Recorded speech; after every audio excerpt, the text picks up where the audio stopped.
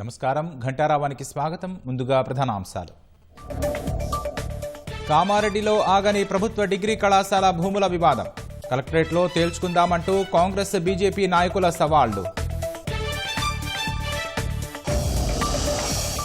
తప్పు చేసినట్లు నిరూపిస్తే రాజకీయాలు వదిలేస్తానన్న కామారెడ్డి ఎమ్మెల్యే. ప్రభుత్వ భూముల ఆక్రమణలపై నిగ్గు తేల్చాలని కలెక్టర్కు విజ్ఞప్తి.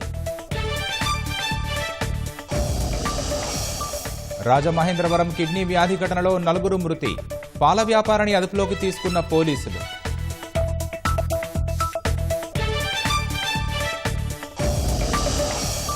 మానవాళిపై కోవిడ్ మాదిరిగా దూసుకొచ్చిన మరో మహమ్మారి. యాంటీబయాటిక్స్ వినియోగాన్ని తగ్గించాలని వైద్యుల సూచన.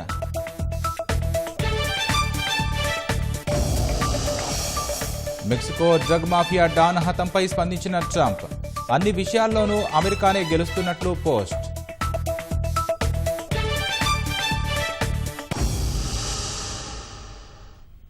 కామారెడ్డి ప్రభుత్వ డిగ్రీ కళాశాల భూముల విషయంలో తాను తప్పు చేసినట్లు నిరూపిస్తే రాజకీయ సన్యాసం తీసుకుంటానని ఎమ్మెల్యే వెంకటరమణారెడ్డి అన్నారు. డిగ్రీ కళాశాల భూముల్లో 1 గజం ఆక్రమించినా పదవికి రాజీనామా చేస్తానన్నారు. ఎన్ని కేసులు పెట్టినా భయపడేది లేదని స్పష్టం చేశారు. ఆర్టీఐ కింద కాలేజీ భూముల వివరాలు అడిగామని, పూర్తి వివరాలు వచ్చాక నిగ్గు తేలుస్తామన్నారు. ఈ సమాచార హక్కు చట్టం కింద మనము ప్రభుత్వానికి అంటే అధికారులకు పెట్టడం జరిగింది. ఇవాళ MRO Kamareddy, RDO Kamareddy, additional collector revenue Kamareddy వారికి పెట్టడం జరిగింది. అట్లాగే కలెక్టర్ గారిని కలిసి ఇవాళ ఒక అప్లికేషన్ ఇచ్చి ఈ వారం 10 రోజుల లోపల దాంట్లో ఏదైనా తప్పు జరిగితే నేను ఇప్పుడు నా మాట మీద నిలబడే ఉన్నా. 1 గజం కాదు 1 ఇంచ్ జాగా అటు ఇటు పోయినట్టయితే అది కింద మా కుటుంబం కానీ మేము కానీ ఈ 60 సంవత్సరాల్లో ఎప్పుడైనా తప్పు చేసినట్టయితే ఇవాళ రాజీనామా చేసి రాజకీయ సన్యాసం చేయడానికి నేను సిద్ధంగా ఉన్నాను. కామారెడ్డి ప్రభుత్వ డిగ్రీ కళాశాల భూముల వ్యవహారానికి సంబంధించి మరిన్ని తాజా వివరాలు మా ప్రతినిధి జైపాల్ ప్రత్యక్ష ప్రసారం ద్వారా అందిస్తారు.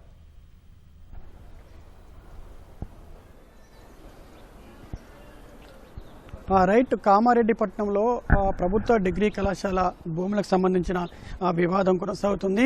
గత శనివారం రోజున ప్రారంభమైనటువంటి ఈ వివాదం ఇవాళ ఇప్పటి వరకు కూడా కొనసాగుతూ వస్తుంది. శనివారం రోజున కాంగ్రెస్ నాయకులు ఎమ్మెల్యే వెంకటరమణారెడ్డికి సవాల్ విసిరారు. ఈ భూములకు సంబంధించిన విషయంపై బహిరంగ చర్చకు రావాలని చెప్పేసి కాంగ్రెస్ నేతలు సవాల్ విసిరారు. అయితే సవాలుకు ఎమ్మెల్యే వెంకటరమణారెడ్డి స్పందించడంతో గత శనివారం రోజున కామారెడ్డి పట్టణంలో ఉద్రిక్త పరిస్థితులు నెలకొన్నాయి. కామారెడ్డి ఎమ్మెల్యే క్యాంప్ ఆఫీస్ వద్ద కూడా భారీగా పోలీసులు మోహరించారు. ఈ క్రమంలోనే శిశు మందిర్ వద్దకు వచ్చినటువంటి కాంగ్రెస్ నాయకులను, ఇతర ఎన్ఎస్ఏకి చెందినటువంటి నేతలందరినీ కూడా పోలీసులు అరెస్ట్ చేసి ఆయా మండలాల పోలీస్ స్టేషన్లకు తరలించారు. అయితే అదే క్రమంలో శనివారం రోజున పోసానిపేట సర్పంచ్ గిరెడ్డి మహేందర్ రెడ్డి ఎమ్మెల్యే క్యాంప్ కార్యాలయానికి వచ్చారు. క్యాంప్ కార్యాలయానికి వచ్చి ఎమ్మెల్యే వెంకటరమణారెడ్డి డౌన్ అంటూ నినాదాలు చేశారు. అక్కడ ఉన్నటువంటి ఆ బీజేపీ కార్యకర్తలు అక్కడ ఆ కారును ధ్వంసం చేసి పూర్తిగా నిప్పిపెట్టారు. ఆ పోలీసులు కూడా గిరెడ్డి మహేందర్ రెడ్డిని ఆ రోజు స్థానిక పోలీస్ స్టేషన్ తరలించారు. అయితే మరుసటి రోజు నిన్న ఆదివారం రోజున కూడా ఆ ఉద్రిక్త పరిస్థితులు కొనసాగి ఎక్కడ కూడా హైదరాబాద్ నుంచి బీజేపీ రాష్ట్ర అధ్యక్షుడు, అదేవిధంగా ఇతర ఎమ్మెల్యేలు, ఎమ్మెల్సీలు ఎమ్మెల్యే రమారెడ్డిని పరామర్శించడానికి వస్తున్న క్రమంలో అందరినీ అరెస్ట్ చేసి హౌస్ అరెస్ట్ చేశారు. కొంతమందిని అరెస్ట్ చేసి స్టేషన్లకు తరలించారు. అయితే ఆ ఎమ్మెల్యే వెంకటరమణారెడ్డి చెప్తున్న విషయం ఏంటంటే, ఈ భూములకు సంబంధించినటువంటి ఏదైనా తప్పు జరిగినట్లయితే నేను ఖచ్చితంగా రాజకీయ సన్యాసం తీసుకుంటున్నాను.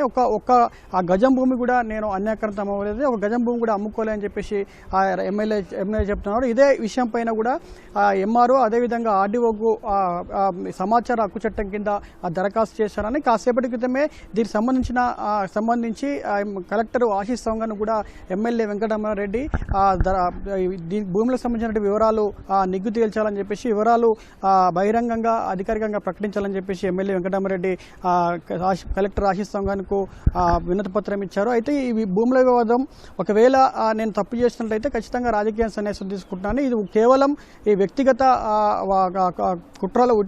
కుట్రల ఫలితంగానే ఇదంతా వివాదం కొనసాగుతుంది తప్ప ఇది ఎక్కడ కూడా ప్రజలకు ఒక ప్రయోజనం జరిగే ఇదొక అంశం కాదని చెప్పేసి ఎమ్మెల్యే చెప్తా ఉన్నారు. అటు కాంగ్రెస్ నేతలేమో ఆ ఎమ్మెల్యే వెంకటరమణారెడ్డి ప్రభుత్వ డిగ్రీ కళాశాల భూములకు సంబంధించినటువంటి కొన్ని కొన్ని ఎకరాలను ఆయన అమ్ముకున్నట్లు వాళ్ళు ఆరోపిస్తూ వస్తున్నారు. వారు కూడా ఇవాళ కలెక్టరేట్కి వచ్చి ఇక్కడే తేల్చుకుంటారని చెప్పి వాళ్ళు ప్రకటించారు. కానీ ఇప్పటికైతే కాంగ్రెస్ నేతలు ఎవరు కూడా కలెక్టరేట్ కార్యాలయానికి రాలేదు. కాసేపటి క్రితమే ఎమ్మెల్యే వెంకటరామరెడ్డి స్వయంగా ఒక్కరే వచ్చి దీనికి ఈ భూములకు సంబంధించినటువంటి వివరాలు సమాచార హక్కు చట్టం కింద మేము దరఖాస్తు చేస్తున్నాము, దీనికి సంబంధించిన వివరాలు అధికారికంగా ప్రకటించాలని చెప్పేసి ఆయన కోరినట్టు ఆయన కాసేపటి క్రితమే స్పష్టం చేశారు. ఈ వివాదము దాదాపు మున్సిపల్ ఎలక్షన్స్ ఎప్పుడైతే ఎన్నికల ఫలితాలు ఎప్పుడైతే వచ్చాయో అప్పటి నుంచి కూడా ఈ వివాదం కొనసాగుతుంది. ఈ వివాదం సద్దుమణగాలంటే అధికారుల చేతిలోనే ఉంది. అధికారులే ఈ వివాదానికి ఫుల్ స్టాప్ వేయాలని చెప్పేసి అయితే ఎమ్మెల్యే చెబుతున్నారు. ఇది ఈ కామారెడ్డి పట్టణంలోని ప్రభుత్వ డిగ్రీ కళాశాల భూములకు సంబంధించినటువంటి వివాదం సంబంధించిన తాజా పరిస్థితి. Over to studio. ధన్యవాదాలు జైపాల్. రంగారెడ్డి జిల్లా షాబాద్ మండలంలో రోడ్డు ప్రమాదం జరిగింది. నాగర్గూడ చౌరస్తాలో కంటైనర్ బైక్ను ఢీకొట్టి 2 యువకులు మృతి చెందారు. ఖైతాబాద్ గ్రామవాసులు అజయ్, ఉదయ్ కిరణ్ మృతి చెందగా మరో యువకుడికి తీవ్ర గాయాలయ్యాయి. మృతి చెందిన వ్యక్తులను చేవెళ్లలోని ప్రభుత్వ ఆసుపత్రికి తరలించారు. అజయ్ తండ్రి రోజువారీ కూలీ పనిచేస్తూ ఇంటిని పోషిస్తున్నాడు. ఉదయ్ కిరణ్ రోజువారీ కూలీగా పనిచేస్తున్నట్లు స్థానికులు తెలిపారు.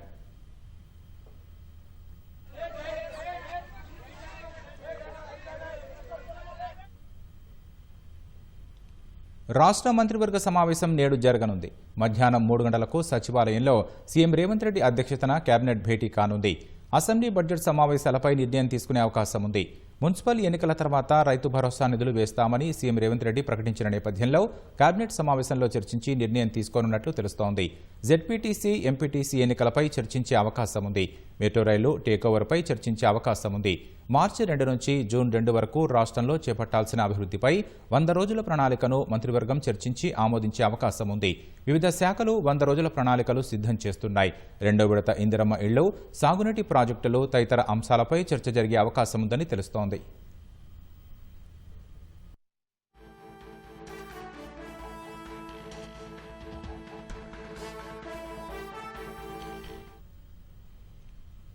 రాష్ట్రంలో రాజ్యసభ సీట్ల కోసం కాంగ్రెస్ పార్టీలో పెద్ద సంఖ్యలో ఆశావహులు పోటీ పడుతున్నారు. మార్చి 3 వరకు నామినేషన్లకు గడువు ఉండడంతో అభ్యర్థుల ఎంపికపై కసరత్తు ముమ్మరమైంది. కొందరు ఢిల్లీలో అధిష్టానం వద్ద లాబింగ్ చేస్తున్నారు. మరికొందరు రాష్ట్రంలో ముఖ్యమంత్రి, పీసీసీ అధ్యక్షుడి ద్వారా ప్రయత్నాలు జరుపుతున్నారు. జాతీయ ప్రయోజనాలు, రాష్ట్ర ప్రయోజనాలు, సామాజిక సమతౌల్యం ఈ 3 అంశాలను దృష్టిలో పెట్టుకుని 2 అభ్యర్థులను ఎంపిక చేసే దిశగా రాష్ట్ర, జాతీయ నాయకత్వాలు కసరత్తు చేస్తున్నాయి.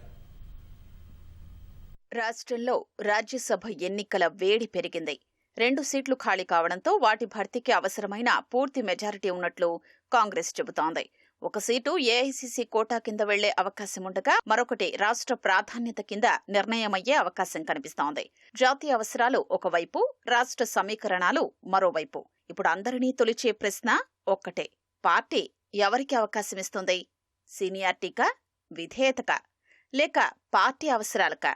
రాజ్యసభ సీట్ల భర్తీ కోసం ఏ ప్రమాణాలు తీసుకుంటారు అనే చర్చ పార్టీలో కొనసాగుతోంది. రాష్ట్ర శాసనసభలో మొత్తం 119 మంది సభ్యులు ఉన్నారు.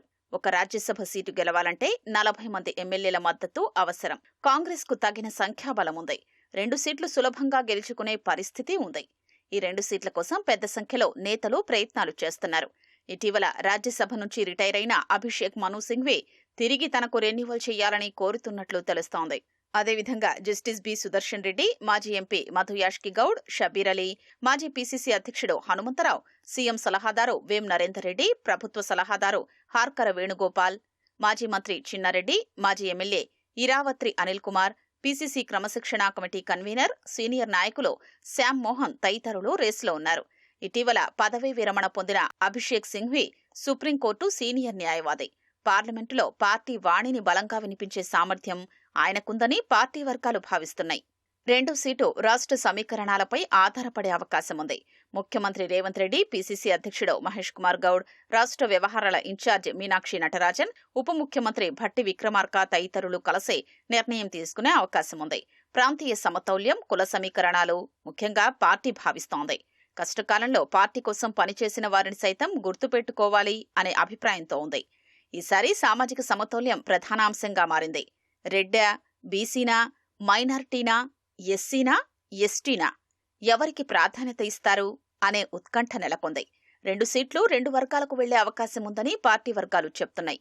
టికెట్ రాకపోతే అసంతృప్తి పెరిగే అవకాశం ఉన్నందున పార్టీ అధిష్టానం, రాష్ట్ర నాయకత్వం సమన్వయం కీలకంగా మారింది. రాజ్యసభ సీట్లపై చివరి నిమిషం వరకు ఉత్కంఠ కొనసాగుతోంది. రాజమహేంద్రవరంలో అనూరియా మరణాలు ఆందోళన కలిగిస్తున్నాయి. ఇప్పటివరకు 4 మృతి చెందినట్లు తూర్పుగోదావరి జిల్లా కలెక్టర్ కీర్తి చేకూరి వెల్లడించారు. కిడ్నీ సంబంధిత సమస్యలతో కొంతమంది ఆసుపత్రిలో చికిత్స పొందుతున్నట్లు తెలిపారు. ఆరోగ్య శాఖ, నగరపాలక అధికారులు ఇంటింటా సర్వే చేపట్టారని, క్షేత్రస్థాయిలో వైద్య శిబిరాలు ఏర్పాటు చేశామన్నారు. కల్తీ పాలన ఆరోపణల నేపథ్యంలో పాలు పోసే వ్యక్తిని పోలీసులు అదుపులోకి తీసుకుని కేసు నమోదు చేసి దర్యాప్తు చేస్తున్నామన్నారు. డిఫరెంట్ హాస్పిటల్స్లో 12 మంది వరకు మన రాజమండ్రి అర్బన్ హాస్పిటల్స్లో ఈ అక్యూట్ రీనల్ ఫెయిల్యూర్తో సఫర్ అవుతూ ఉన్నారు. కొంతమంది డయాలసిస్లో ఉన్నారు. అందరికీ కూడా ఎలివేటెడ్ రీనల్ లెవెల్స్ ఉన్నాయి. వీళ్ళందరికీ కూడా మనం కామన్ లింక్ చూస్తే there is one milk vendor who supplying milk to all these families. 106 ఫ్యామిలీస్కి పాలు ఇవ్వడం జరిగింది. ఆయన పాలు సప్లై చేయడం జరిగింది. ఈ 106 ఫ్యామిలీస్లో కూడా ఎంతమంది అయితే పాలు కానీ, పెరుగు కానీ, టీ కానీ, కాఫీ కానీ కన్జ్యూమ్ చేశారో వాళ్ళందరికీ కూడా బ్లడ్ శాంపిల్స్ నిన్న నైట్ నుంచి తీస్తున్నాము. ఇప్పటి వరకు సుమారుగా 73 శాంపిల్స్ తీయడం జరిగింది, బ్లడ్ శాంపిల్స్. ఈరోజు ఈవినింగ్కి మనకి రిజల్ట్స్, బ్లడ్ శాంపిల్స్ యొక్క రిజల్ట్స్ వస్తాయి. ప్రిలిమినరీగా ఈరోజు అందరూ కూడా ఇంటింటి సర్వే ప్రకారము ఎవరికైతే ఆయన పాలు సప్లై చేశారో ప్రిలిమినరీ రిజల్ట్ ఇప్పుడు వరకు కూడా అందరూ కూడా సేఫ్గానే ఉన్నారు. సో ఎవ్రీడే సర్వేలెన్స్ మనము ఈ ఫ్యామిలీస్ మీద చేపడుతూ ఉంటాము. So that sudden onset of any symptoms వచ్చినా సరే వెంటనే మనము ఎర్లీ ఇంటర్వెన్షన్ తీసుకుని we will be able to save life. 4 మరణాలు జరిగినాయి. ఈ 4కి కూడా అక్యూట్ రీనల్ ఫెయిల్యూర్తోనే మరణాలు జరిగినాయి. 4 పేర్లు కూడా తాడి రమణి, తాడి కృష్ణవేణి గారు, రాధా కృష్ణమూర్తి గారు అండ్ శేషగిరిరావు గారు. సో 4 కూడా వేరియస్ డిఫరెంట్ డేస్న జాయిన్ అయ్యారు. ఒకళ్ళు 17వ తారీఖు, 18వ తారీఖు, కొంతమంది 19వ తారీఖు అలా జాయిన్ అయ్యారు. అందరూ కూడా మనకు నిన్నటి నుంచి కూడా ఈ మరణాలు మనం చూడడం జరిగింది. సో సీఎం గారు కూడా దీని మీద నిన్న మాతో రివ్యూ చేయడం జరిగింది. అండ్ స్టేట్ టీం కూడా ఇక్కడ ఉన్నారు, ఇప్పుడు ఎక్స్పర్ట్స్ ఉన్నారు. మా వైపు నుంచి విన్నపం ఏంటి అంటే ఎవరైతే పాలు కన్జ్యూమ్ చేశారో సడన్ ఆన్సెట్ ఆఫ్ సిమ్టమ్స్ ఏమైనా ఎలాగా ఎవ్రీడే సర్వేలెన్స్ మేము చేస్తూ ఉంటాము. సడన్ ఆన్సెట్ ఆఫ్ సిమ్టమ్స్ ఏమైనా వస్తే మనం కేర్ఫుల్గా వాచ్ చేయడము. రెండోది, ఇది కమ్యూనికబుల్ డిసీజ్ కాదు, ఇది వాటర్ వల్ల లేదంటే వేరే సమస్య వల్ల వచ్చింది కాదు. కాబట్టి అందరూ ప్రజల్లో భయాందోళనలు చెందకుండా ఉండడానికి మీ ద్వారా మేము విన్నపించుకుంటున్నాం.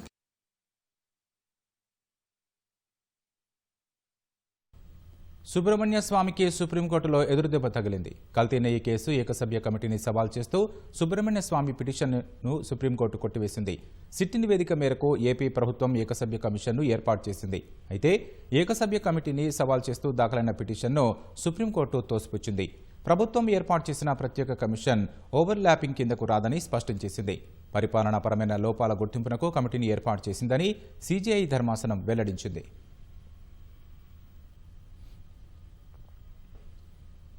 నాగర్ కర్నూలు జిల్లా కొమ్మెర మల్లికార్జున స్వామి జాతరలో జరిగిన గొడవలో 2 నెలల చిన్నారి మృతి చెందిన ఘటన తీవ్ర దుమారం రేపింది. ఘటన జరిగి 4 రోజులు గడిచిన నిందితులపై పోలీసులు ఎలాంటి చర్యలు తీసుకోలేదని వివిధ పార్టీలు, బీసీ సంఘాలు ఆందోళనకు దిగాయి. పోలీసులు అగ్రకులం వారికి కొమ్ము కాస్తూ కేసును పక్కదారి పట్టిస్తున్నారని పార్టీ నేతలు ఆరోపిస్తున్నారు. నాగర్ కర్నూలు జిల్లా కొమ్మెర మల్లన్న స్వామి జాతర సందర్భంగా ఈ నెల 18న గణేష్ అనే వ్యక్తి కుటుంబ సభ్యులతో కలిసి దైవ దర్శనానికి వెళ్లారు. అక్కడున్న కొంతమంది అగ్రకుల వ్యక్తులు గణేష్ ను ఆలయంలోకి రానివ్వకుండా అడ్డుకోవడమే కాకుండా కులం పేరుతో దూషించినట్లు బాధితులు పోలీసులకు ఇచ్చిన ఫిర్యాదులో పేర్కొన్నారు. ఈ క్రమంలో ఇరు వర్గాల మధ్య జరిగిన ఘర్షణలో 2 నెలల చిన్నారి కింద పడి మృతి చెందింది. తోపులాటలోనే చిన్నారి అసువులు బాసినట్లు తల్లి మౌనిక స్థానిక పోలీస్ స్టేషన్లో ఫిర్యాదు చేశారు. అయితే 4 రోజులు గడుస్తున్నా పోలీసులు ఎవరిపైనా చర్యలు తీసుకోలేదని కుల సంఘాలతో కలిసి బాధిత కుటుంబ సభ్యులు ధర్నా చేపట్టారు. అగ్రకుల నాయకులు ఇచ్చిన ఫిర్యాదు ఆధారంగా పోలీసులు కేసు నమోదు చేయడంపై వివాదం మరింత రాజుకుంది.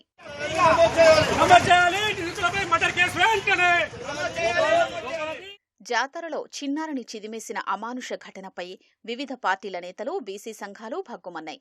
బాధితులకు న్యాయం చేయాలని డిమాండ్ చేస్తూ ఎమ్మెల్సీ తీన్మార్ మల్లన్న, మాజీ ఎమ్మెల్యే మర్రి జనార్దన్ రెడ్డి కుల సంఘాల ఆధ్వర్యంలో పోలీస్ స్టేషన్ను ముట్టడించారు.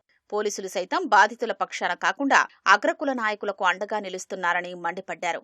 ఘటన జరిగి 4 రోజులు గడుస్తున్నా నిందితులపై చర్యలకు పోలీసులు వెనకాడడాన్ని తీవ్రంగా ఖండించారు. దాడికి పాల్పడిన అగ్రనాయకుల ఫిర్యాదు ఆధారంగా బీసీ కుటుంబంపై కేసులు నమోదు చేయడాన్ని నిరసిస్తూ ప్రధాన రహదారిపై బైఠాయించి ధర్నాకు దిగారు. అనంతరం డీఎస్పీ ఛాంబర్లో కేసు వివరాల్ని పరిశీలించిన తీన్మార్ మల్లన్న, మాజీ ఎమ్మెల్యే మర్రి జనార్దన్ రెడ్డి బీసీల పట్ల పోలీసులు నిర్లక్ష్యం వహిస్తున్నారని అసహనం వ్యక్తం చేశారు. పోలీసుల నుంచి, ప్రభుత్వం నుంచి ఎలాంటి స్పష్టమైన హామీ రాకపోవడంతో అక్కడి నుంచి నేరుగా కుమ్మెర గ్రామానికి చేరుకుని మృతి చెందిన శిశువు సమాధి వద్ద నివాళులు అర్పించారు. ఇలాంటి ఘటనలు పునరావృతం కాకుండా చర్యలు తీసుకోవాలని ప్రభుత్వాన్ని డిమాండ్ చేశారు. ఇవాళ జరిగినటువంటి ఘోర దుర్ఘటన ఏదైతే ఉందో ఆ కుటుంబానికి ఏమిచ్చి ఓదార్చగలుగుతాం? మీ 8 మంది ఇళ్లలో ఉన్నటువంటి పిల్లలకు ఇటువంటి ఘటన జరిగితే దిశ ఘటనలో ఎన్కౌంటర్ చేసినట్టు మా వాళ్ళని చేయకపోదురా? ఎన్కౌంటర్ లేవు మా వాళ్లకు. ఇవాళ వాళ్ళు చంపితేనేమో కూర్చోబెట్టి బిర్యానీలు తినిపిస్తా ఉన్నారు వాళ్ళకి. ఇది మేము తేల్చుకోవడానికి సిద్ధంగా ఉన్నాం. జరిగినటువంటి సంఘటనలో ఆ కుటుంబాన్ని పూర్తిగా అండగా మేము ఉంటాం. అన్ని ప్రజా సంఘాలు ఇప్పటికే అండగా ఉన్నాయి. రాజకీయ పార్టీగా, ప్రజా సంఘాలుగా అన్ని కుల సంఘాలు ఈ కుటుంబానికి అండగా ఉంటాం. మళ్ళీ బెదిరిస్తాం, మీ ఊర్లో ఎట్లుంటాము అంటే పోలీసు రాజ్యం నడుస్తుందా, ప్రజాపాలన నడుస్తుంది? ఇక్కడ కొట్టింది 15 మంది, కానీ 4 మీద కేసులు ఎందుకైనాయి? మిగతా 11 మందిని ఎందుకు కాపాడుతున్నావు? ఎవరి కొరకు కాపాడుతున్నావు? ఎవరి ఆదేశాలతో కాపాడుతున్నారు ఈ పోలీసులు? దేని కొరకు కాపాడుతున్నారు? ఆలోచన చేసి ఇప్పటికైనా ఈ సంఘటనలో పాలు పంచుకున్న ప్రతి ఒక్కరికి శిక్ష పడే విధంగా ప్రయత్నం చేయాలి. చిన్నారి మృతికి కారకులైన వారిని అరెస్టు చేసి బాధిత కుటుంబానికి న్యాయం చేయకపోతే డీజీపీ కార్యాలయం ముట్టడిస్తామని బీజేపీ ఓబీసీ మోర్చా హెచ్చరించింది. దోషుల్ని కఠినంగా శిక్షించడంతో పాటు బాధిత కుటుంబానికి ఎక్స్గ్రేషియా ప్రకటించాలని బీజేపీ ఓబీసీ మోర్చా నాయకులు డిమాండ్ చేశారు. కుల వివక్షతో నిరుపేద రజక కుటుంబంపై జరిగిన దాడిని తెలంగాణ జాగృతి అధ్యక్షురాలు కవిత తీవ్రంగా ఖండించారు. బాధిత కుటుంబాన్ని పరామర్శించిన కవిత నిందితులపై నామమాత్రపు కేసులు పెట్టి పోలీసులు అగ్రకుల నాయకులకు కొమ్ము కాస్తున్నారని ఆరోపించారు.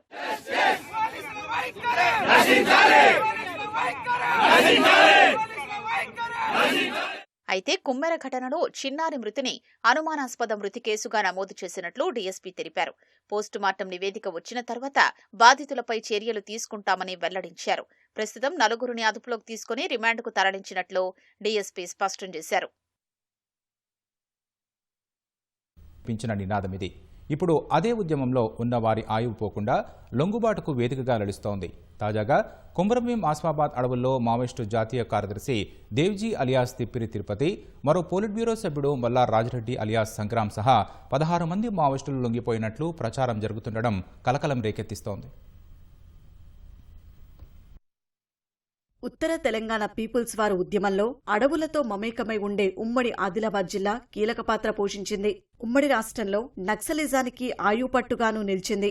పీపుల్స్ వార్ పేర్చిన తొలి మందుపాతర ఉమ్మడి ఆదిలాబాద్ జిల్లాలోనే అనేది చరిత్ర చెప్పే సాక్ష్యం. అలాంటి ఉమ్మడి జిల్లా ఇప్పుడు కీలక నేతల లొంగుబాటుకు కేంద్ర బిందువుగా నిలుస్తోంది. కేంద్ర ప్రభుత్వం ఆపరేషన్ కగార్ పేరిట మావోయిస్టు విముక్త భారత్కు మార్చి 31 అనే గడువుతో ముందుకెళ్తోంది. ఇప్పటికే మహారాష్ట్ర, ఛత్తీస్గఢ్ అటవీ ప్రాంతాల్లో ఎంతో మంది మావోయిస్టులు పోలీసు ఎన్కౌంటర్లో మృతి చెందడం కలకలం రేకెత్తిస్తోంది. పార్టీ ప్రధాన కార్యదర్శి నంబాల కేశవరావు ఎన్కౌంటర్ తర్వాత అగ్రనేతల్లో ఒక్కొక్కరు లొంగిపోవడంతో మావోయిస్టు ఉద్యమం మరో మలుపు తిరిగింది. తాజాగా పార్టీ ప్రధాన కార్యదర్శి Devji alias Tippiri Tirupati, polit bureau సభ్యుడు మల్లా రాజిరెడ్డి అలియాస్ సంగ్రామ్ లొంగిపోవటం కలకలం రేకెత్తిస్తోంది.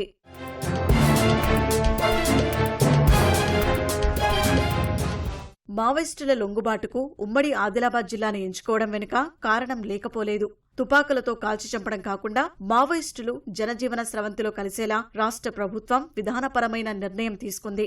లొంగుబాట్లను ప్రోత్సహించేలా చర్చలు సైతం జరుపుతోంది. ఛత్తీస్గఢ్, కర్రెగుట్ట ప్రాంతాల్లో ఉంటే ప్రాణాలకు ప్రమాదమని భావించిన మావోయిస్టులు తమకు అణువణువు సుపరిచితమైన ఉమ్మడి ఆదిలాబాద్ జిల్లా అటవీ ప్రాంతానికి స్థావరాలు మార్చుకుంటున్నట్లు తెలుస్తోంది. ఇప్పటికే చర్చల్లో భాగంగా లొంగిపోవటానికి సిద్ధంగా ఉన్న 40 మందిలో కొంతమంది కుమ్రంభీం జిల్లాలో, మరికొంతమంది ములుగు జిల్లాలో లొంగిపోయినట్లు సమాచారం. కుమ్రంభీం జిల్లాలో లొంగిపోయిన 16 మందిలో జగిత్యాల జిల్లాకు చెందిన పార్టీ ప్రధాన కార్యదర్శి దేవ్జీ అలియాస్ తిప్పిరి తిరుపతి, పెద్దపల్లి జిల్లాకు చెందిన మల్లా రాజిరెడ్డి అలియాస్ సంగ్రామ్ అలియాస్ మీసాల సత్తెన లొంగిపోవటం ప్రాధాన్యతాంశంగా మారింది. వీరితో పాటు రాష్ట్ర కమిటీ సభ్యుడు Nune Narasimhareddy alias Ganganna, people's liberation guerrilla army సహా ఇతర క్యాడర్కు చెందిన 40 నుంచి 50 మంది పోలీసుల రాడార్లోకి వచ్చినట్లు తెలుస్తోంది. పోలీసులు మాత్రం ఏ విషయం వెల్లడించడం లేదు. వాస్తవంగా ఈ నెల 8వ తేదీనే 16 మంది నక్సల్స్ లొంగుబాటుకు రంగం సిద్ధమైంది. కానీ ఆ రోజు ఎస్ఐబి దాదాపుగా 250 మంది సాయుధ పోలీసు బలగాలతో చుట్టుముట్టడంతో అభద్రతకు లోనైన మావోయిస్టులు స్థావరం మార్చుకోవడంతో వాయిదా పడింది. తాజాగా మరోసారి జరిగిన అంతర్గత చర్చల తర్వాత లొంగిపోయిన మావోయిస్టుల వివరాలను పోలీసులు 1-2 రోజుల్లో హైదరాబాద్లోని డీజీపీ సమక్షంలో వెల్లడించనున్నట్లు విశ్వసనీయంగా తెలిసింది.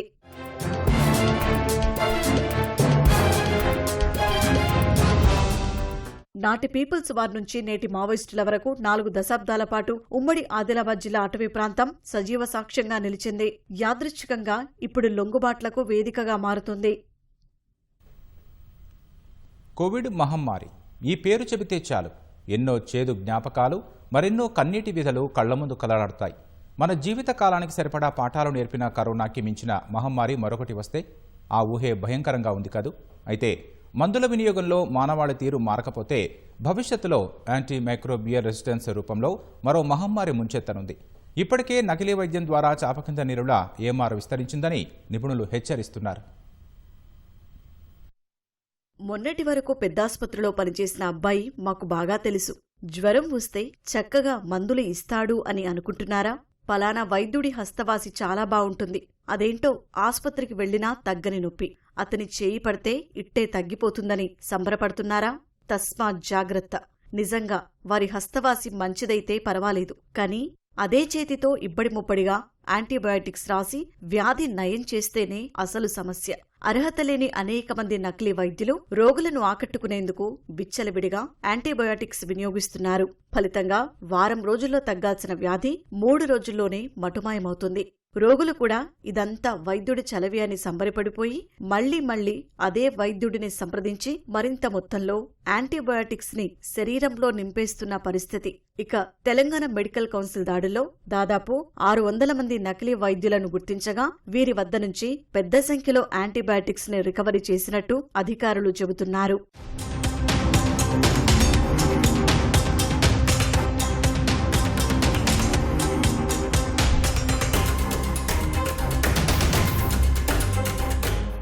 రోగికి ఏదైనా వ్యాధి సోకినప్పుడు దానిని తగ్గించేందుకు వైద్యులు 3 రకాల యాంటీబయాటిక్స్ ని ఉపయోగిస్తుంటారు. వ్యాధి తీవ్రతను బట్టి WHO సూచించిన యాక్సిస్, వాచ్, రిజర్వ్ అనే యాంటీబయాటిక్స్ ని సూచిస్తుంటారు. యాక్సిస్ అంటే కామన్ ఇన్ఫెక్షన్లకు ఇచ్చే సాధారణ యాంటీబయాటిక్స్. అలాగే రోగికి తీవ్రమైన నొప్పి ఉన్నప్పుడు వాచ్ యాంటీబయాటిక్స్ ని ఇస్తారు. ఇక రిజర్వ్ యాంటీబయాటిక్స్ ని రోగికి ఆఖరి ప్రయత్నంగా వినియోగిస్తుంటారు. ఇవి తెలియక కొందరు నకిలీ వైద్యులు రోగులకు వాచ్, రిజర్వ్ యాంటీబయాటిక్స్ ని సూచిస్తున్నారు. ఇలా విచ్చలవిడిగా యాంటీబయాటిక్స్ వాడకం వల్ల కొంతకాలానికి రోగి శరీరంపై యాంటీబయాటిక్స్ ఎలాంటి ప్రభావం చూపించవు. ఫలితంగా రోగి మృతి చెందే ప్రమాదం ఉంటుందని వైద్యులు చెబుతున్నారు. దీనినే AMR అంటారు. ఇటీవల ఆసుపత్రులకు వస్తున్న అనేక మంది రోగులకు పరీక్షలు చేయగా AMR ఉందని వైద్యులు గుర్తించారు. రీసెంట్ క్లినికల్ రీసెర్చ్ స్టడీస్ లో 80% కామన్ గా ఉండే ప్రజల లోపల ఆల్రెడీ యాంటీ మైక్రోబ్ రెసిస్టెన్స్ వచ్చేసింది. సో ఇష్టానుసారంగా మీరు అన్ఇండికేటెడ్ ఉన్న వాటిలో కూడా మీరు యాంటీబయాటిక్స్ ఇస్తే ఆటోమేటిక్ గా బ్యాక్టీరియా లోపల జన్యు మార్పు జరుగుతుంది. ఇప్పుడు మీరు నిమ్స్ గానీ, ఉస్మానియా గానీ, గాంధీ లాంటి హాస్పిటల్స్ లోపల ఎమర్జెన్సీ ఒక పేషెంట్ వస్తే అతనికి ఫస్ట్ మనం కల్చర్స్ రిపోర్ట్ పంపిస్తాం. So based on the report బట్టి ఆ పేషెంట్ మీరు ఏ యాంటీబయాటిక్ సెన్సిటివిటీ ఉంది, ఏ యాంటీబయాటిక్ రెసిస్టెన్స్ ఉందని చెప్పేసి ఆ సెన్సిటివ్ లోపల చిన్న యాంటీబయాటిక్ మనం స్టార్ట్ చేయాలి. దాన్ని నారో స్పెక్ట్రమ్ అంటాం. ఒకవేళ నారో స్పెక్ట్రమ్ చిన్న యాంటీబయాటిక్ సెన్సిటివ్ ఉంటే ఆ యాంటీబయాటిక్ స్టార్ట్ చేస్తే ఆ యాంటీబయాటిక్ పేషెంట్ కి ఇన్ఫెక్షన్ తగ్గుతుంది. కానీ unqualified and unauthorised medical practice ఏం చేస్తున్నారు, డైరెక్ట్ గా మనకి యాంటీబయాటిక్ వాళ్ళు స్టార్ట్ చేస్తే ఇమీడియట్లీ ఆ బ్యాక్టీరియా ఆ యొక్క యాంటీబయాటిక్ అలవాటు పడిపోయి నెక్స్ట్ టైం ఇన్ఫెక్షన్ వచ్చినప్పుడు మనకు యాంటీబయాటిక్ పనిచేయదు. ఈ ఒక్క సంవత్సరమే ICMR యొక్క స్టాటిస్టిక్స్ ప్రకారంగా more than 10 lakhs people because of AMR వల్ల డెత్ అయ్యారని చెప్పేసి మన స్టాటిస్టిక్స్ తెలియజేస్తున్నాయి. So the major global pandemic COVID-19 కంటే దాదాపు more than 50 times 2050 వరకు 50 billion people because of only AMR ద్వారా చనిపోతారని చెప్పేసి మనకు స్టడీస్ తెలియజేస్తున్నాయి. కాబట్టి సో ప్రతి ఒక్కరు కూడా మనం పబ్లిక్ కూడా అవేర్నెస్ క్రియేట్ చేయగలగాలి. కరోనాతో దాదాపు 2 ఏళ్లు ఎదుటివారిని తాకడానికి కూడా భయపడ్డ ప్రజలు యాంటీ మైక్రోబియల్ రెసిస్టెన్స్ వస్తే మరిన్ని ఇబ్బందులు పడక తప్పదు. పరిస్థితి చేయి దాటకముందే అధికారులు, ప్రభుత్వాలు చర్యలు చేపట్టాయి. మెడికల్ దుకాణాల్లోనూ ప్రిస్క్రిప్షన్ లేకుండా యాంటీబయోటిక్స్ ఇవ్వరాదని స్పష్టం చేస్తున్నాయి.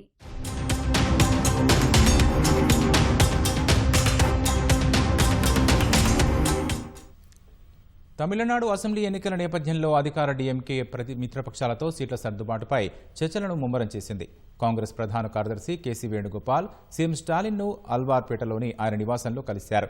45 నిమిషాల పాటు జరిగిన ఈ సమావేశంలో తాము పోటీ చేయాలనుకుంటున్న సీట్ల గురించి వేణుగోపాల్ చెప్పినట్లు తమిళనాడు పీసీసీ వర్గాలు తెలిపాయి. సీట్ల సర్దుబాటుపై కాంగ్రెస్ అగ్రనేత రాహుల్ గాంధీతో డీఎంకే నాయకురాలు కనిమొళి భేటీ తర్వాత ఈ సమావేశం జరిగింది. అధికారంలో వాటా కావాలని స్థానిక కాంగ్రెస్ నేతలు డిమాండ్ చేస్తుండగా తమిళనాడులో అది సాధ్యం కాదని సీఎం స్టాలిన్ తోసిపుచ్చారు. మరోవైపు డీఎంకేకు దీర్ఘకాలం మిత్రపక్షంగా ఉన్న ఐయుఎంఎల్ 5 స్థానాలు కోరగా 2 సీట్లు ఇచ్చేందుకు స్టాలిన్ అంగీకరించినట్లు ఆ పార్టీ వర్గాలు తెలిపాయి.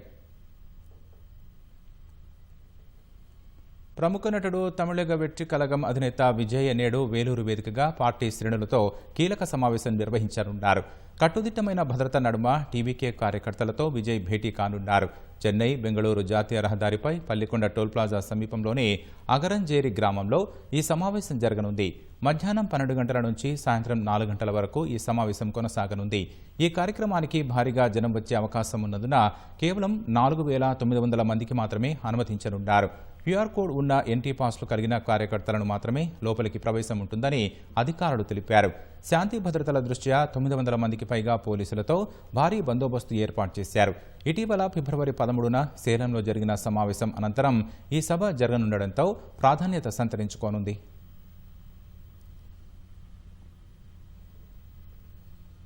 ఢిల్లీలో ముగిసిన ప్రతిష్టాత్మక ఏఐ ఇంపాక్ట్ సమ్మిట్ 2026లో భారతదేశ సామర్థ్యాన్ని యావత్ ప్రపంచం హృదయపూర్వకంగా ప్రశంసించిందని ప్రధాని మోదీ హర్షం వ్యక్తం చేశారు. సాంకేతిక రంగంలో భారత యువ నైపుణ్యాల ఆలోచన విధానం మొత్తం మానవాళికి ఎంతగానో ఉపయోగపడుతుందని పేర్కొన్నారు. ఈ మేరకు ప్రధాని ఎక్స్ వేదికగా హిందీలో పోస్టు చేశారు. ఆర్టిఫిషియల్ ఇంటెలిజెన్స్ వినియోగంలో ప్రపంచ దేశాల సహకారం దిశగా ఇది ఒక ముఖ్యమైన మైలురాయిగా నిలిచిందని ప్రధాని అన్నారు.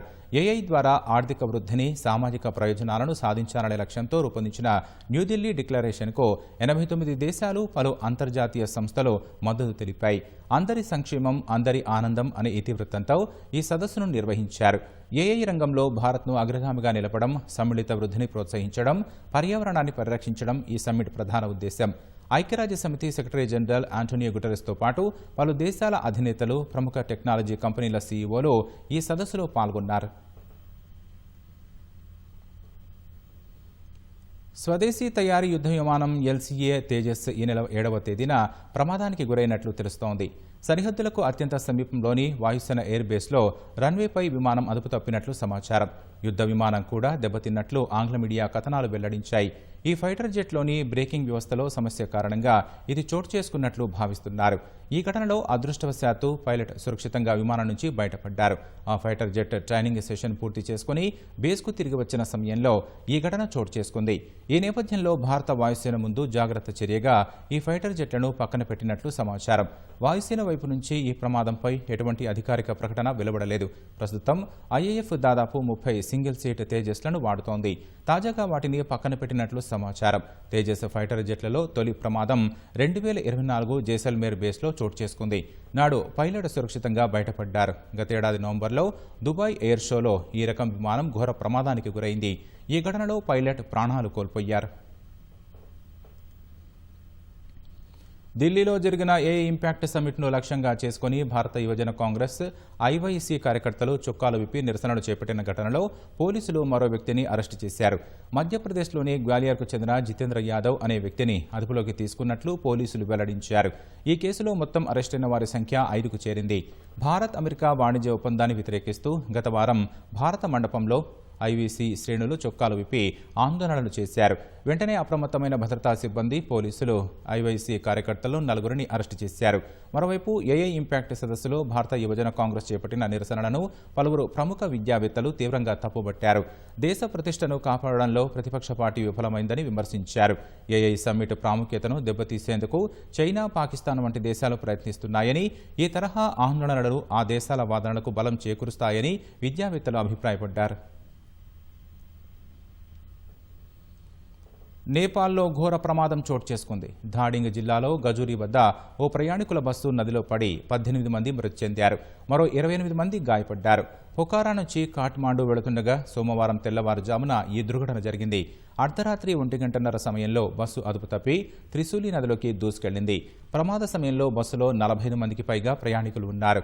సమాచారం అందుకున్న పోలీసులు, రెస్క్యూ సిబ్బంది ఘటనా స్థలానికి చేరుకుని సహాయక చర్యలు చేపట్టారు. క్షతగాత్రులను చికిత్స కోసం వేర్వేరు ఆసుపత్రులకు తరలించారు. మృతుల్లో న్యూజిలాండ్, జపాన్, నెదర్లాండ్స్ దేశస్థులు కూడా ఉన్నారు. ప్రమాదానికి కారణాలు ఇంకా తెలియరాలేదు. అతివేగం వల్లే ఈ ఘటన జరిగి ఉండొచ్చని పోలీసులు అనుమానిస్తున్నారు. Mexico most wanted drugs mafia don El Mencho military ఆపరేషన్లో హతమయ్యారు. ఈ మేరకు అధికార వర్గాలు ఓ ప్రకటన చేశాయి. జాలిస్కో రాష్ట్రంలోని తపాల్పా పట్టణంలో మిలిటరీ జరిపిన కాల్పుల్లో తీవ్రంగా గాయపడిన ఎల్ మెంచోను హెలికాప్టర్ ద్వారా మెక్సికో సిటీకి తరలిస్తుండగా మృతి చెందినట్లు రక్షణ శాఖ అధికారులు తెలిపారు. డ్రగ్స్ మాఫియా డాన్ ఎల్ మెంచో మృతి తర్వాత మెక్సికోలోని పలు రాష్ట్రాల్లో హింసాకాండ చెలరేగింది. అతడి అనుచరులు పలు ప్రాంతాల్లో వాహనాలను తగలబెట్టారు, రహదారులను దిగ్బంధించారు. ఎల్ మెంచోకు చెందిన జాలిస్కో న్యూ జనరేషన్ కాల్టర్ సంస్థ దశాబ్ద కాలంలో మెక్సికోలో అత్యంత శక్తివంతమైన నేర సిండికేట్గా ఎదిగింది. అమెరికాకు ప్రధాన డ్రగ్స్ అక్రమ రవాణాదారుగా నడిచింది. మెక్సికో అల్లర్ల నేపథ్యంలో అక్కడి భారతీయులకు భారత రాయబార కార్యాలయం కీలక సూచన చేసింది. మిలిటరీ ఆపరేషన్ రోడ్ల దిగ్బంధం, నేర కార్యకలాపాల దృష్ట్యా జలిస్కో, టమౌలిపాస్, మిచోకాన్, గెరెరో, న్యూవో లియన్ తదితర రాష్ట్రాల్లో ఉంటున్న భారతీయులు అప్రమత్తంగా ఉండాలని సూచించింది. తదుపరి నోటీసులు ఇచ్చే వరకు సురక్షిత ప్రదేశాల్లోనే ఉండాలని తెలిపింది. మిలిటరీ ఆపరేషన్ జరుగుతున్న ప్రాంతాల వైపు వెళ్లొద్దని, పరిసర ప్రాంతాల పట్ల అప్రమత్తంగా ఉండాలని తెలిపింది. అత్యవసరమైతే తప్ప బయటకు రావద్దని మెక్సికోలోని భారత రాయబార కార్యాలయం సూచించింది. స్థానిక మీడియాలో వచ్చే అప్డేట్లను ఎప్పటికప్పుడు తెలుసుకోవాలని, ఏదైనా సాయం అవసరమైతే మెక్సికో ఎంబసీని సంప్రదించాలని విదేశాంగ శాఖ సూచించింది.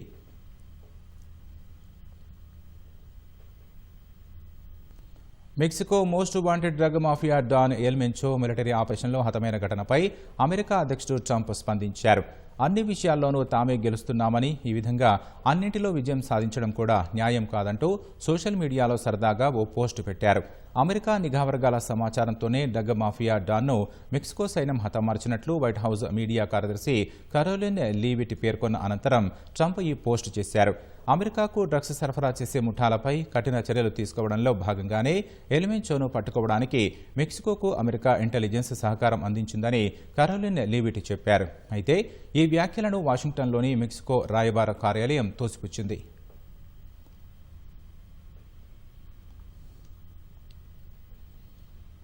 అమెరికా మధ్యవర్తిత్వంలో ఎడతెగని చర్చలు జరుగుతున్నా రష్యా ఉక్రెయిన్ యుద్ధానికి తెరపడటం లేదు. ఇరుపక్షాలు తమ డిమాండ్లతో మొండిగా ఉండటమే అందుకు కారణం. ఉక్రెయిన్లో స్వాధీనం చేసుకున్న ప్రాంతాలను తమకే వదిలేయాలని రష్యా డిమాండ్ చేస్తోంది. దీన్ని అంగీకరించేది లేదని ఉక్రెయిన్ తేల్చి చెప్పింది. ఈ నేపథ్యంలో జూన్లోగా యుద్ధం ముగింపుపై ఒప్పందానికి రావాలని అమెరికా ఇరు దేశాలను ఒత్తిడి చేస్తోంది. యుద్ధం మొదలై ఈ నెల 24కు 4 ఏళ్లు పూర్తవుతున్న వేళ అందులోని కీలక పరిణామాలను ఈ కథనంలో చూద్దాం. రష్యా ఉక్రెయిన్ యుద్ధం ప్రపంచ చరిత్రలో సుదీర్ఘ పోరాటంగా నిలిచింది. రెండో ప్రపంచ యుద్ధంలో నాజీలను ఓడించడానికి సోవియట్ యూనియన్కు 1418 రోజులు పట్టగా గత నెలలోనే ఈ సమయాన్ని రష్యా ఉక్రెయిన్ యుద్ధం దాటేసింది. అప్పటి యుద్ధంలో బెర్లిన్ వరకు దూసుకెళ్లిన రష్యా సైన్యం ఇప్పుడు సరిహద్దుల్లోని ఉక్రెయిన్ తూర్పు పారిశ్రామిక ప్రాంతాల్ని స్వాధీనం చేసుకోవడానికి తీవ్రంగా కష్టపడుతోంది. కీవ్ను స్వాధీనం చేసుకుని అనుకూల సర్కార్ను నియమించేందుకు మాస్కో చేసిన ప్రయత్నాలు ఎంతకు కొలిక్కి రావటం లేదు. ఉక్రెయిన్కు అమెరికాతో పాటు పలు ఐరోపా దేశాలు ఆయుధాలు సరఫరా చేసి మద్దతివ్వడమే అందుకు కారణం. మరోవైపు రష్యా శక్తివంతమైన క్షిపణుల్ని ప్రయోగించలేదు. చిన్న తరహా క్షిపణులతో దాడులు కొనసాగిస్తోంది.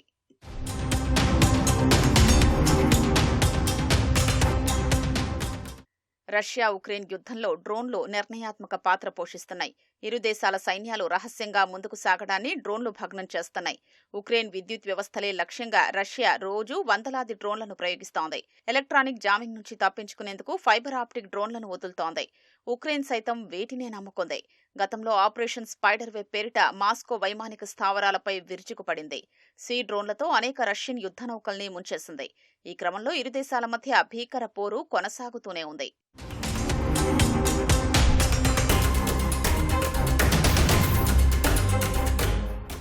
2014లో ఆక్రమించిన క్రిమియా సహా 20% ఉక్రెయిన్ భూభాగం ప్రస్తుతం రష్యా నియంత్రణలో ఉంది. ప్రత్యర్థి భూభాగంలోకి చొచ్చుకెళ్లే విషయంలో మాస్కోకు తీవ్ర ప్రతిఘటన ఎదురవుతోంది. గత 2 ఏళ్లలో దొనెట్స్క్ ప్రాంతంలోకి దాదాపు 50 కిలోమీటర్ల మేర మాత్రమే వెళ్లగలిగింది. పోక్రోవ్స్క్ నగరాన్ని స్వాధీనం చేసుకునేందుకు 2 ఏళ్లుగా రోజుకు సగటున 70 మీటర్ల చొప్పున ముందుకు సాగుతోంది.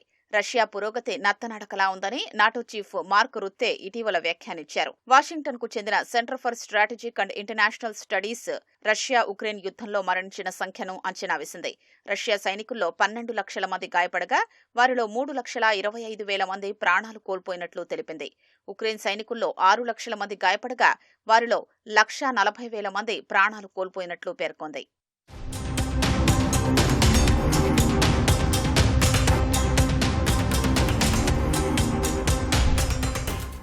అమెరికా అధ్యక్షుడు ట్రంప్ ఈ యుద్ధాన్ని ముగించేందుకు తీవ్రంగా ప్రయత్నిస్తున్నారు.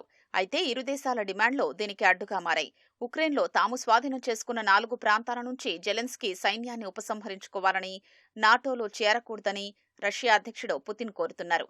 దీన్ని ఉక్రెయిన్ వ్యతిరేకిస్తోంది. అమెరికా వంటి దేశాల నుంచి భద్రతా గ్యారంటీ ఉండాలని కోరుతోంది. కాల్పుల విరమణకు ముందు ఇవి జరగాలని డిమాండ్ చేస్తోంది. ఈ క్రమంలో యుద్ధానికి ముగింపు సమీప భవిష్యత్తులో కనిపించేలా లేదు.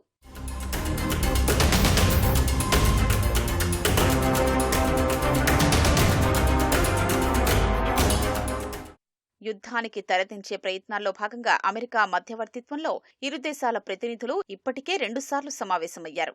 ఈ ఏడాది జూన్లోగా యుద్ధం ముగింపుపై ఓ ఒప్పందానికి రావాలంటూ అగ్రరాజ్యం డెడ్లైన్ విధించిందని ఉక్రెయిన్ అధ్యక్షుడు జెలెన్స్కీ ఇటీవల వెల్లడించారు. ఒకవేళ గడువులోగా లక్ష్యం నెరవేరకపోతే దాన్ని సాధించేందుకు ట్రంప్ యంత్రాంగం ఇరుపక్షాలపై ఒత్తిడి తీసుకొచ్చే అవకాశం ఉంది.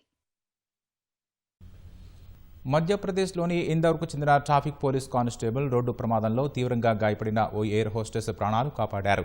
కూడలిని దాటుతున్న ఎయిర్ హోస్టెస్ను బైక్ ఢీకొనగా ఆమె తలకు తీవ్ర గాయమైంది. ఆ విషయాన్ని గమనించిన కానిస్టేబుల్ వెంటనే తనను ఆసుపత్రికి తరలించారు. తొలుత ఓ హాస్పిటల్ సిబ్బంది నిరాకరించగా మరో ఆసుపత్రికి తీసుకెళ్లి ఆమె ప్రాణాలను నిలబెట్టింది. ఈ ఘటనపై స్పందించిన అక్కడి కాంగ్రెస్ నాయకుడు రాకేష్ సింగ్ యాదవ్ ప్రశంసలు కురిపించారు. మానవత్వానికి ఉదాహరణగా ఆమె నిలిచారని కొనియాడారు. సంగీతం ప్రజల హృదయాలను తాకుతుందని ఆమె అన్నారు. అందుకే ప్రయాణికులకు అర్థమయ్యేలా ట్రాఫిక్ నియమాలను పాటల ద్వారా తెలియజేయడానికి ప్రయత్నిస్తానని స్పష్టం చేశారు.